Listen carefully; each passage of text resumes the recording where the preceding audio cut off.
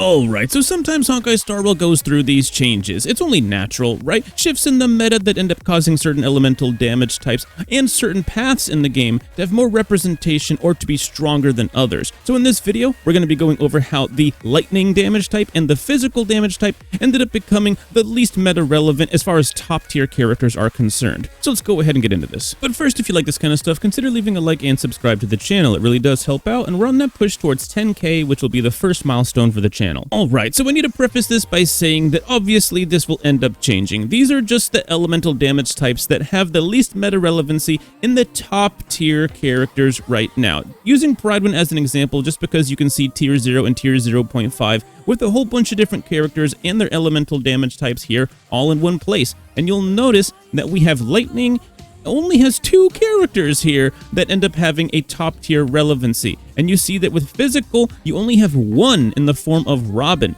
Now, sure, you have Quantum only having representation of 2 characters as well in the form of Jade and Tribby, but we also have Casterus coming out into the game very, very soon, which will immediately give Quantum at least more representation and more synergy coming up soon. You also see that Wind doesn't have much relevancy here as well. We have Huo, who is still a top tier to this day, and we have Fei Xiao as well, but we know for a fact that we're going to be getting a Naxa, who's going to be Wind, and I'm not going to say who it is, but we should be getting another Wind character after him as well. So it defaults to having lightning and having physical as the least representation amongst top tier characters. Now, obviously, it doesn't mean that these elements are useless. In fact, the top tier characters for these elements are still very impactful because whenever you kind of need that element, those characters are still very, very relevant, almost giving them more value in some way, shape, or form. This is mostly just supposed to be a fun, lighthearted meta discussion while we wait for the 3.2 live stream, which is going to be pretty interesting. Now, we're gonna start off with the lightning elemental damage type. We did recently just get Aglaia, which only goes to show how little lightning representation we had for the top tiers. This means that before she ended up arriving, we only had Acheron as a top tier character for a significantly long amount of time. Let's go over the releases, right? We had Aglaia relatively recently. As far as premium characters, we haven't had a whole lot, right? Before Aglaia, we did have Mose, but he was a 4-star character, and unless you're running a follow-up attack team, Brother doesn't really help you out a whole lot, does he? Before we ended up getting Mose, you have to go all the way back to Acheron's release to have seen another lightning character. And before Acheron, Brother, you gotta go all the way back to Kafka and then Jing Yuan before that. The game kind of opened up with some decent lightning representation. We got Jing Yuan in 1.0, and then we ended up getting Kafka in 1.2, but then you didn't see another one all the way until Acheron, and then not another premium until Aglaia. That is a significantly long period of time between releases. Now, to be fair, you could say that some of these characters did end up getting a lot of love along the way. For example, Jing Yuan is the most buffed character, like, in the entire game's lifespan. Yeah, sure, part of that is because he is literally a 1.0 character. If anything does end up buffing a character and it keeps being something from the early days, it's gonna end up being him. He was kind of there for the whole entire thing, right? But bro, he ended up getting a ton of different character synergy. He's ended up getting a special relic set that basically works the most on him more than it does anybody else, dog. He's gotten a whole heckin' of a lot. Kafka ended up getting a bunch of 4-star characters to be able to synergize with her, and then she ended up getting Black Swan. Now, since Black Swan, she hasn't gotten shit, okay? They have left DOT in the dust. Now, nudge, nudge, wink, wink, honk, honk, beep, beep. The DOT meta is going to end up rising up again, but it's not going to be in like the near future. It's probably going to be in the Amphorius block, nudge, nudge, wink, wink, but not right away. We're going to have to wait some patches before that ends up happening, and when it does, who knows what we're actually going to get, right? But if you look at Acheron, Acheron has gotten a bit of love. She ended up getting essentially her own special support character in the form of Jiao Cho. Now, sure, Jiao Cho could be used on other teams, but when Jiao Cho came out, he was basically built to be the Acheron support at the time. He was best on her team, and the drop-off to use him on any other team was significant. He was basically a dedicated Acheron support at the time, and Acheron also did end up getting Aventurine, literally the same exact patch. Now, yeah, sure, Aventurine has follow-up synergy too. He was built to work with a bunch of different teams for a bunch of different metas, but she easily worked really well with Aventurine. She did get a lot of synergy. She has gotten a lot of love, and Aglaia also released without needing anybody else to come into the game, because at the time she already had strong character synergy with Robin and with Sunday. Sunday is like easily the best character to pair with Aglaia, and not necessarily. You really do want both, but I would say Sunday is more important for an Aglaia team than probably Robin, especially if you're using her at E0S0. And Aglaia hasn't even been out all that long. She hasn't had a whole lot of time for another supportive style character to come out for her, but she doesn't really need it, I guess you could say, right? Sunday came out literally the patch before she did, essentially getting like a bit of a head start on character synergy rather than some characters coming out and then getting their synergy later on, for example. And I do want to shout out Serval for being a 1.0 character like Jing Yuan, but she's a 4-star character and still remains at least in some form meta relevant to this day. She's more of kind of like a sub DPS on Herta teams for the most part right now. That's what's keeping her meta relevant currently. But even outside of that, bro, I did see a 0 cycle with her. Alright, it was Mr. Pokey that did the 0 cycle, and I'm pretty sure he has Eidolons on his support, so that might not be too impressive for some of you guys. But I did also highlight somewhat recently a clear from the Septemberist on Nikador. So this is still a strong character if you know how to play them right, if you know how to invest in them very heavily. So Serval still has the W, even though she's a 1.0 character. She's just not as relevant as she used to be, which is why we look at the top tier characters for meta relevancy, because any average Joe could probably see some very good success with these characters. Acheron sitting here a year later, a full year has gone by, and she is still sitting up here pretty at tier 0.5, even at E0S0. If you happen to have her light cone, bro, it is a huge power spike for her. If you have her E2, it also helps her build stacks, etc, etc. But the tier list is not based on that. It is based on E0S0, and I do occasionally test on other people's accounts their E0S0 Acheron, because this is the only DPS that I have in the entire game with Eidolons, and it's just E2, but I still test her out at E0S0 so I can make sure that I'm keeping my awareness of the character relevant to what everybody else is using. So I test her out every 3 weeks to make sure when I do these tier list videos that she is still a strong character. And then of course you have Aglaia up here. At E0S0, yeah, you do really want to pair her with Sunday, bro. You really do, not only for the buffs, but also for the energy. She really wants that energy.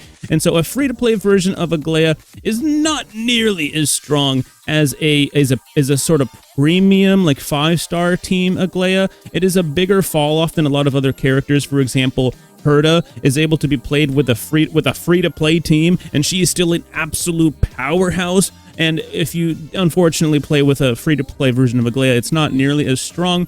However, it's not like you can't clear with a free-to-play version of Aglaia. It's just a little bit more of a fall-off than the average current top-tier DPS, but it is what it is. And to be fair, with Acheron, if you are playing without Jiao Cho, it is a big fall-off, but I did notice that most people that claim this don't have a very strong, properly built Pela, really high effect hit rate, running like, what is that, light cone? It's the light cone, I'll put it on screen, it's the sweat light cone, the sweaty light cone, it's got Luca on it, you know what I mean, the one that helps you build stacks for her because it has a debuff on it, and this is part of what makes her so strong. So to be fair to Aglaia, you know, even a character like Acheron really does want to have certain things to make them strong, make them meta relevant. But currently, as far as the Apex characters are concerned, those are the only two, and the element just doesn't get a lot of representation over the course of the game's lifespan. And unlike Wind, which I was mentioning earlier, we'll be getting some more characters for that elemental damage type soon. We're going to be getting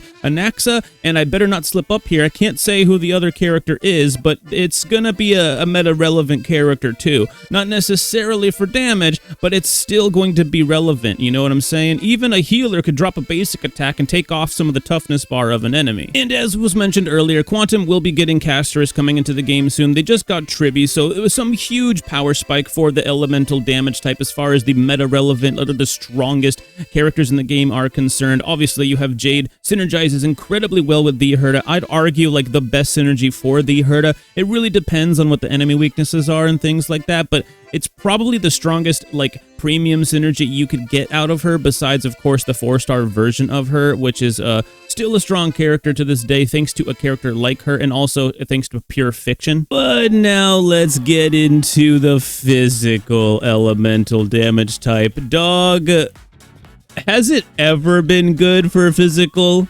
Literally, has it ever been good? I want you guys to take a look at this with me here. Look at DPS for a second here. Look at DPS, okay? The game launched, okay? The game launched, and as far as a 5-star was concerned, all you had was Clara, okay?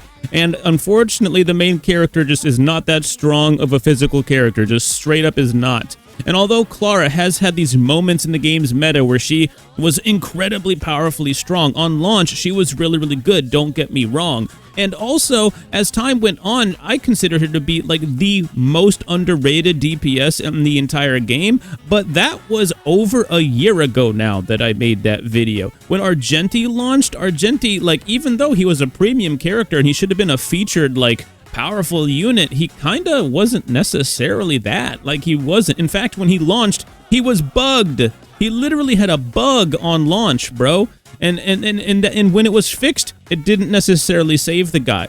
Physical has quite literally never had a tier 0 character for the DPS slot. Okay, we had Boot Hill come out, but even he wasn't actually a tier 0 character, which is a kind of a good thing in a way that, like, a bunch of these characters didn't end up being literally the top tier character for the day, because it just kind of proves that despite power creep does exist very heavily in Honkai Star Rail, at least it wasn't terrible the entire game's lifespan, right? Not every character has to release as a tier 0. Yun Li was also not a tier 0 character. She released, and I think both of these characters ended up being tier 0.5. Still very, very strong character. I'd argue that like a tier 0.5 could still be considered a top tier. I think anything in tier 0 and tier 0.5 could be considered a top tier. Not in the literal sense, because top tier is supposed to literally signify the top of the meta, like the top of a tier list. That's why it's called top tier, you see what I'm saying?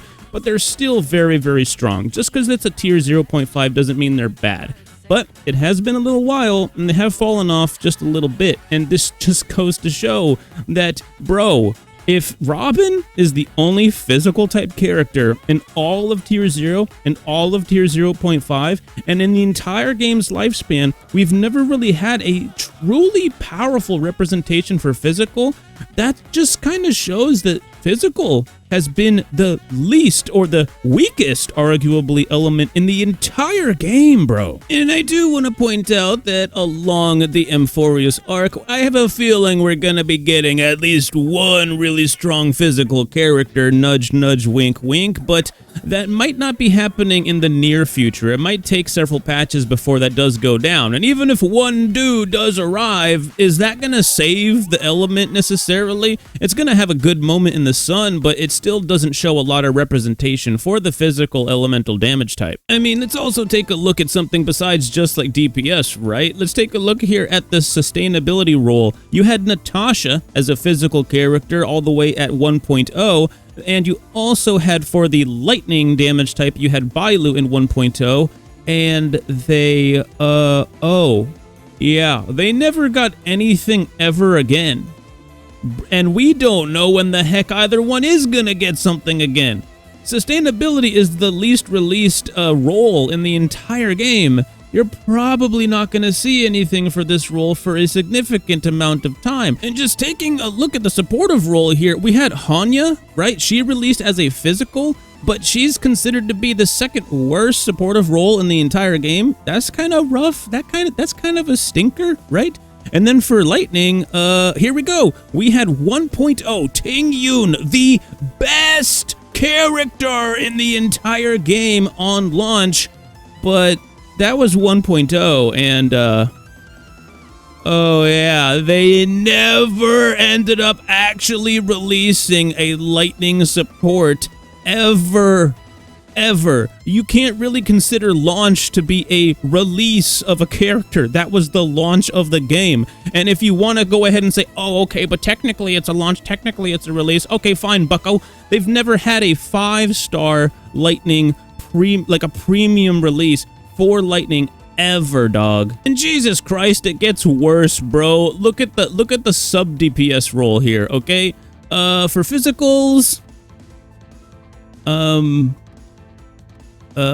Argenti is a DPS, right? He's a friggin' DPS, okay? He's only been put in the supportive role because he synergizes with the Herda. He doesn't have a single buff that he gives anybody, right? But because of the way the Herda works, she can get a lot out of a character like Argenti. Okay, so sure, maybe we count him, but I don't know if we can. I think it just so happens that he works well with a single character, which is why he's even been put here in the first place. That shows how little relevancy bro has, is that they had to put him on the list twice, right? And because of the synergy with Herda, he's even higher up on the list than he is as a DPS. That's crazy. And then, but are you kidding me? No lightning whatsoever, because you do have the lightning roll of Serval, which again, she's a DPS or like a DOT support. Like, bro, this was a 4-star and 1.0. The representation for lightning and physical in this game has been so minuscule throughout the entire history of Honkai Star Rail. Now, I did pore over this for a little while. In fact, originally I was going to use Quantum instead of Lightning for this video. However, we did recently get Tribby, and we are going to be getting Casterus really darn soon. Obviously, Wind doesn't get a lot of representation either. Wind almost was used instead too. However, we know for a fact that we're going to be getting Anaxa, and Anaxa is going to be very, very strong, by the way, in case you guys didn't know. And we also have that other character I was mentioning that I can't name right now will be coming to the game as well, bringing in a ton of representation for Wind, and that's enough to put it over the edge. It's kind of funny that recently Lightning kind of became it wasn't like this before. Lightning ended up becoming a character with just not enough relevancy in the modern era. So let me know in the comments what you think about this stuff. Let me know what you think about Lightning, what you think about Physical, how you feel about Wind and Quantum getting a bit of a boost in the modern era. Wind and Quantum were almost on this video straight up, but in recent times, they have been getting more representation. And if you like this kind of stuff, consider leaving a like and subscribe, and I'll see you guys in the next one. Peace out.